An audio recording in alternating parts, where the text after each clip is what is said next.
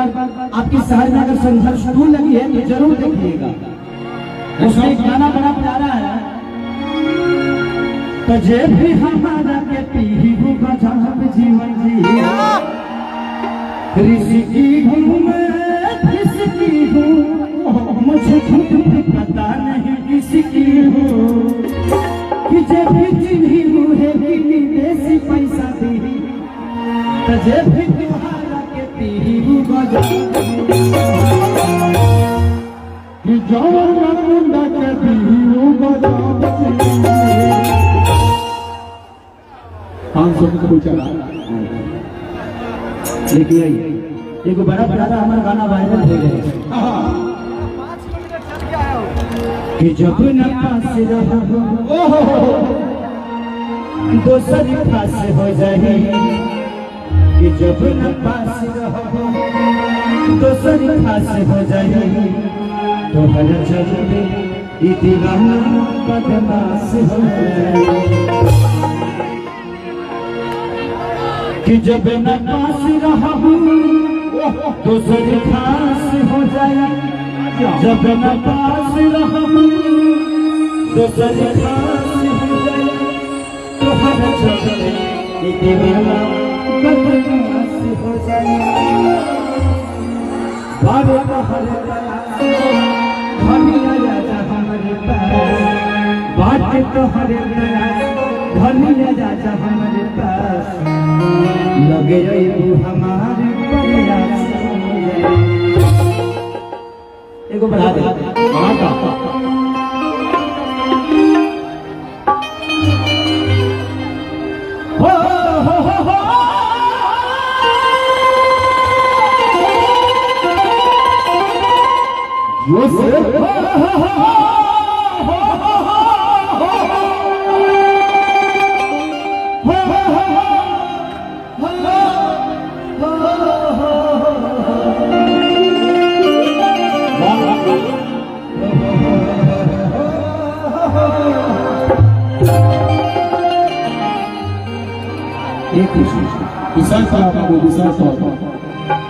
कि जान जान कहिए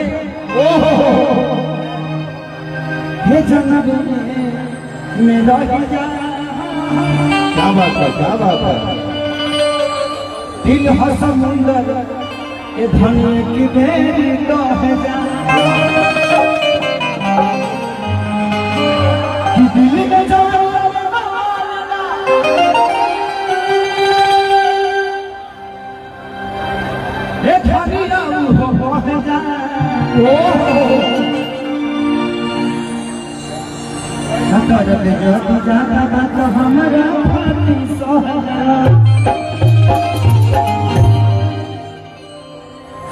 कि जब आप लोग कहते हैं मेरी सारी वो सब गाने क्यों नहीं गाता, यहाँ मुझे लगता है कि मेरे लाइफ में इतनी महिलाओं को मैंने कभी कार्यक्रम देखते हुए नहीं देखा। यहाँ हमारी माता बहन बेटी है, तो मैं ऐसा गाना कोई नहीं गाऊंगा जिससे हमारे माता बहन लोगों को प्रॉब्लम हो। इसलिए ये सिर्फ आपकी माता बहन नहीं बल्कि हमारी भी माँ है, हमारी भी बहन है, और हम अगर एक बिहारी है, बिहार के पुत्र हैं, बिहार के बेटा है, और आप लोगों ने जिम्मेदारी दी है, तो अश्लीलता का उपेक्षा खेसारी से हम सब करिए। जिंदगी में मैंने भी अश्लीलता की है, मैंने गाया है, समय था, वो समय था जब समझ में नहीं आता था, लेकिन आज समझ में आता है कि अश्लीलता का मतलब क्या है। उससे समाज का विकास नहीं होता है। सिर्फ खेसारी लाल करोड़पति बन जाएगा अश्लील गाने गाता, लेकिन समाज का विकास नहीं होगा। तो मैं अब खुद के विकास के लिए नहीं, जितना कमाना था कमा चुका हूं। ईश्वर ने जो दिया है मुझे, एक लिट्टी बेचने वाले आदमी, एक दूध बेचने वाले आदमी को और क्या चाहिए। आप लोगों ने इतना प्यार दिया है, कम थोड़ी है। एक छोटे से गांव से आने के बाद इतनी बड़ी बड़ी उपलब्धियां मिल गई, इसलिए मुझे क्षमा प्रार्थी हूँ। ऐसा गाना कुछ मत फरमाइशी करिएगा जिससे मुझे मजबूरन ना गाना कि जब पास हो जाएगी, कि जब न पास दोसर खास हो जाएगी, तो हर चलते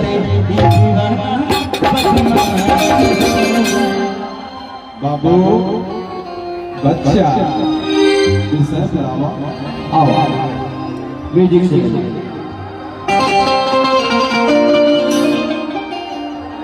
आओ आओ बाबू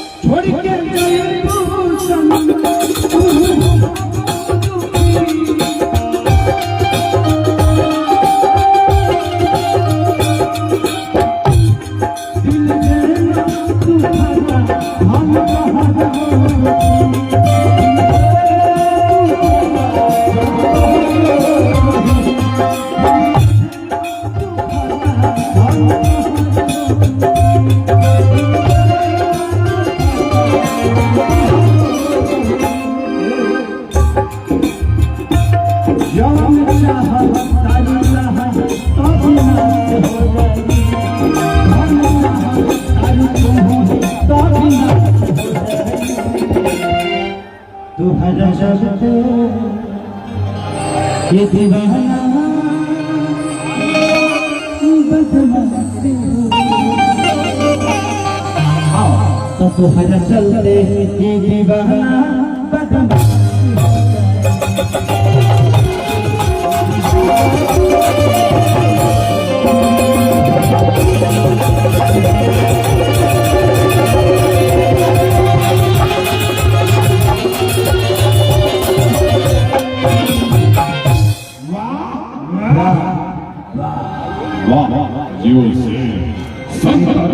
कि जब मर्द से हरी हो तो भगवान जब हरी जितनी भी हमारी महिलाएं बैठी हैं मैं आपसे विरोध करूंगा कि जब भी पति से झगड़ा हो तो 2-4 घंटा में वहां से लिया करिएगा। समय ठीक नहीं है। आप नचनिए का न तो नचनिए कर आजकल किसी पे लगाम नहीं है, हर आदमी पे लगाम है। हाँ भाई आराम से झगड़ा करो, आराम से झगड़ा बिहार की वजह से कौन लोग आराम से सही भाई कौन सा बड़े माना नहीं कह दो हम कह दे चलो जाओ पहले कि हम कह दे मतलब ठिकाओ तक से बहुत मौका मिली समय हो चुका एक औरत अपना पति से कहा कि दूसरा के धाम देखी अरे भागेला अरे हमारा के चोरी के कहां थोड़ा सा बढ़ा दीजिए क्योंकि कम हो जाता है ना तो रिदम को सुनाई नहीं देता। मोनिटर में जहाँ वो है ना उस मोनिटर में बढ़ाइए, दोनों मोनिटर ये दोनों ताकि थोड़ा सा रिदम को सुनाई दे हमारी आवाज तो ज्यादा बेहतर है।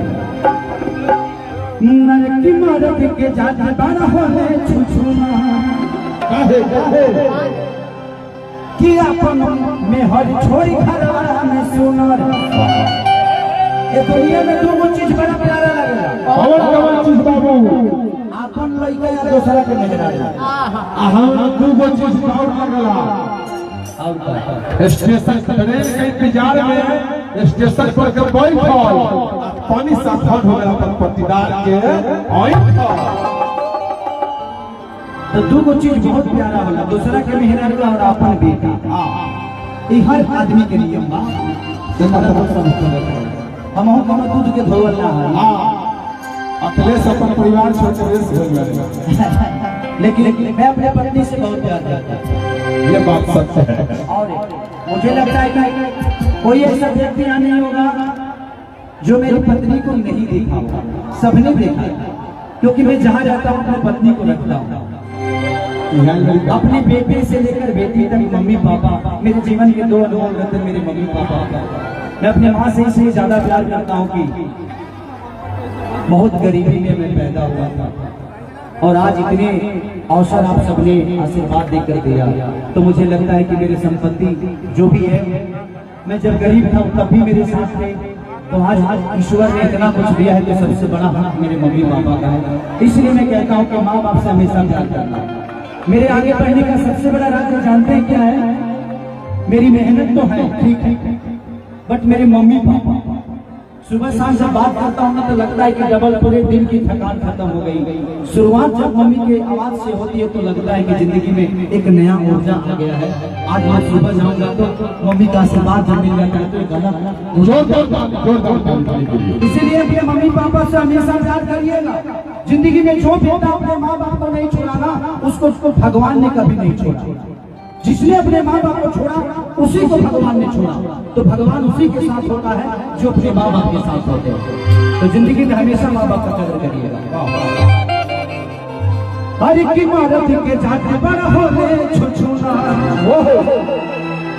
कि अपन में हर छोड़ी घरा में सुना बाकी तो सदा के कोठी ई बंदा मौगी कहती है ठीक है ना ई तो सदा के कोठी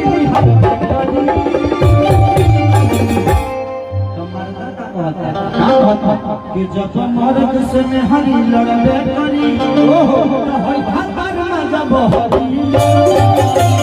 मतलब होटल में खाना खाई रेस्टोरेंट में खाई हाँ खाइबे करी हाँ 1 2 3